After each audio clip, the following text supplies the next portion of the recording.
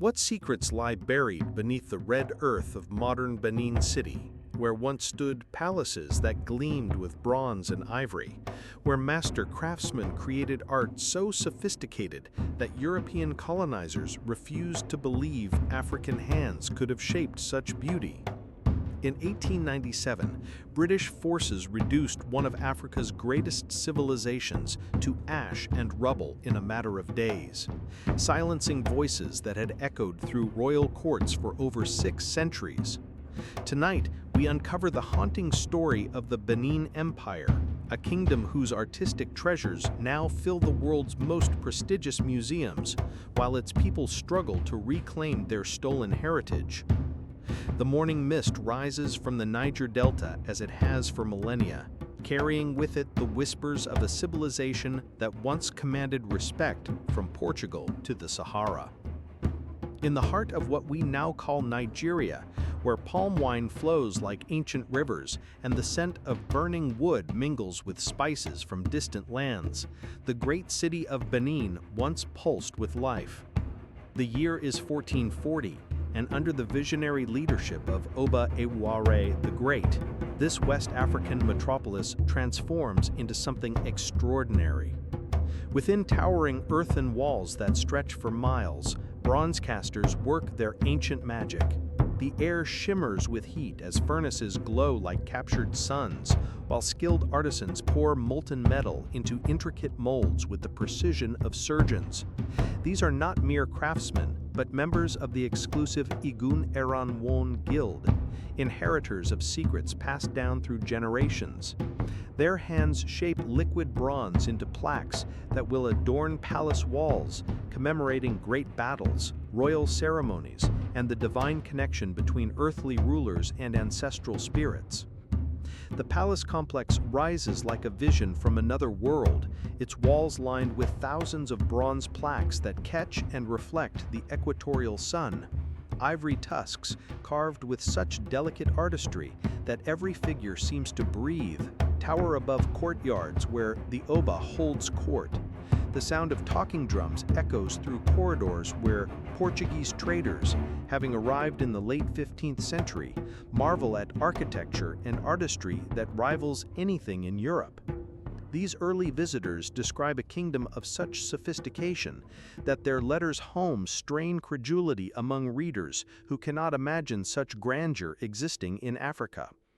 Here, in the presence of the Oba, politics and spirituality merge into a single sacred dance. The king, believed to be a divine descendant of Oran Mayan, rules not as a mere mortal, but as a bridge between the living and the ancestors.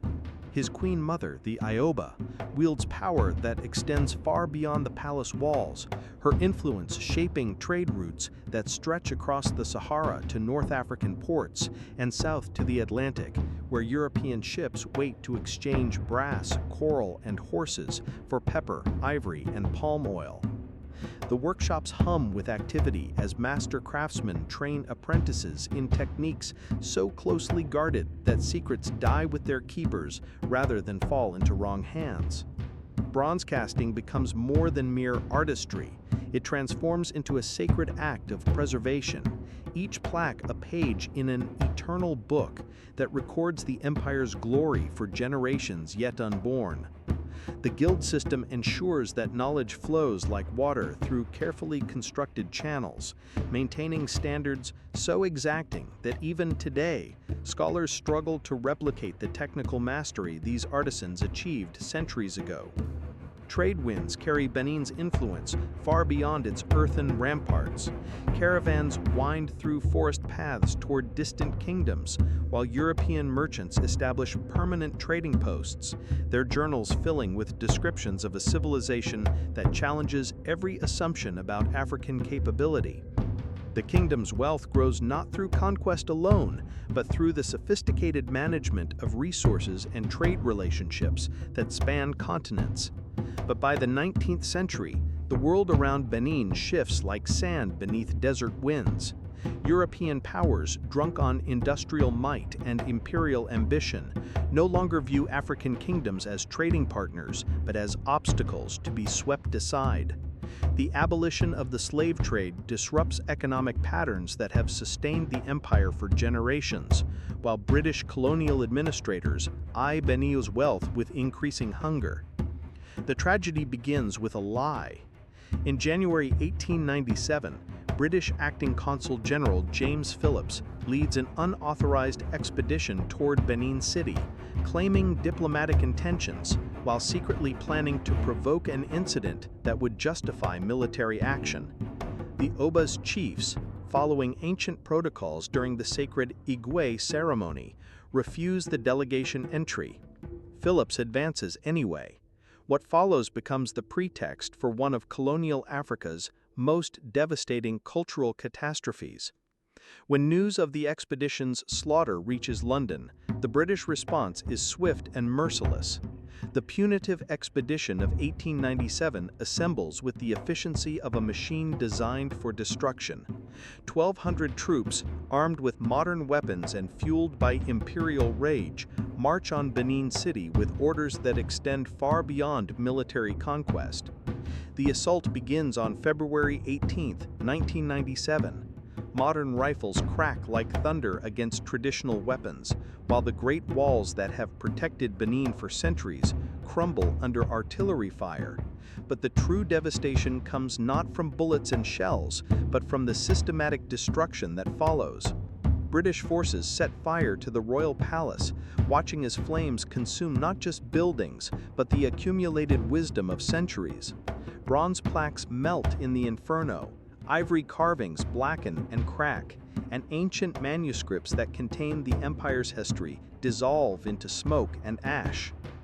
Yet even as they destroy, the invaders cannot resist the very treasures they claim to despise. Thousands of bronze works, ivory carvings, and royal regalia disappear into British hands, not as spoils of war, but as calculated theft disguised as cultural preservation. The soldiers and officers who loot the palace send their prizes to London, where auctioneers will sell them to museums and private collectors who display them as curiosities from a primitive civilization. Here lies the first of our devastating revelations. When these masterworks reach European shores, they shatter every racist assumption about African artistic capability. The sophistication of the bronze casting, the mathematical precision of the compositions, the emotional depth captured in metal forces European scholars to confront an uncomfortable truth. These works rival anything produced in Renaissance Europe, created by a civilization that Europeans have dismissed as barbaric. Rather than celebrate this discovery, many choose denial, claiming the artworks must have been created by visiting Europeans or lost Egyptian craftsmen. The second revelation cuts even deeper. The British forces do not merely destroy buildings, they systematically obliterate an entire knowledge system. Royal libraries containing centuries of historical records burn to ash. Oral traditions maintained by court griots are silenced forever when their keepers flee or perish. The institutional memory of a kingdom, carefully preserved across generations, vanishes in a matter of days. The British do not just conquer Benin, they attempt to erase its very existence from history. The aftermath reveals colonial brutality in its rawest form.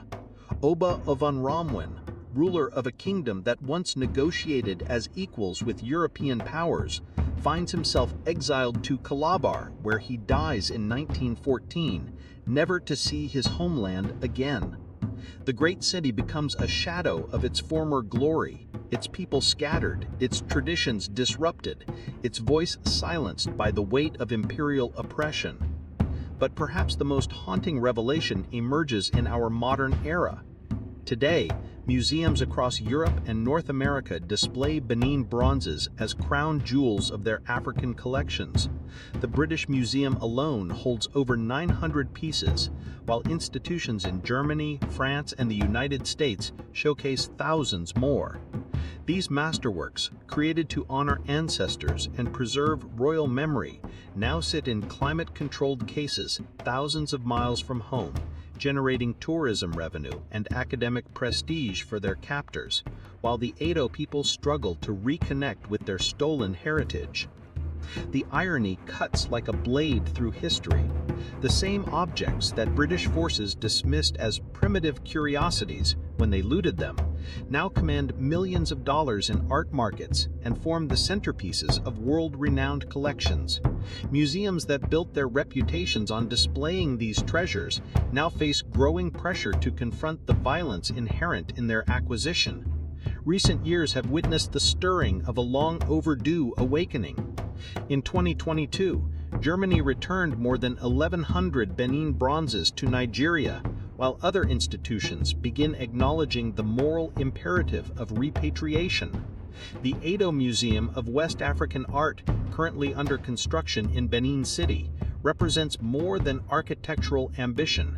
It embodies the determination of a people to reclaim their narrative and restore their cultural treasures to their rightful home. Yet even as some artifacts return, questions multiply like echoes in an empty palace. How many masterworks remain hidden in private collections, their origins obscured by decades of deliberate obfuscation? What knowledge died with the craftsmen whose workshops British forces destroyed? What stories might emerge if archaeologists could excavate beneath modern Benin City's foundations without political obstacles and funding limitations? The red earth of Benin still holds secrets. Ground-penetrating radar has revealed foundations of structures never properly excavated, while oral traditions speak of royal burial sites whose locations remain mysteries. Climate change and urban development threaten these buried treasures, even as political complexities slow systematic exploration. Each season's rains wash away another piece of evidence, another clue to understanding the full scope of what colonialism destroyed. Perhaps most intriguingly, recent archaeological surveys suggest that the Great Palace complex extended far beyond what historical records indicate. Computer modeling based on surviving foundation remnants hints at architectural sophistication that even the Portuguese visitors failed to fully comprehend. What innovations in urban planning, what advances in metallurgy and engineering remain buried beneath streets and buildings, waiting for patient excavation and careful analysis? The story of Benin forces us to confront uncomfortable questions about our relationship with history and cultural heritage. When we visit museums displaying African art, whose hands do we imagine creating these masterpieces?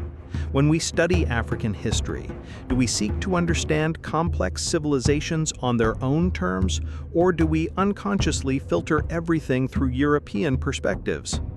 How many other great African kingdoms suffered similar fates, their stories lost not through natural decay, but through systematic destruction and willful erasure?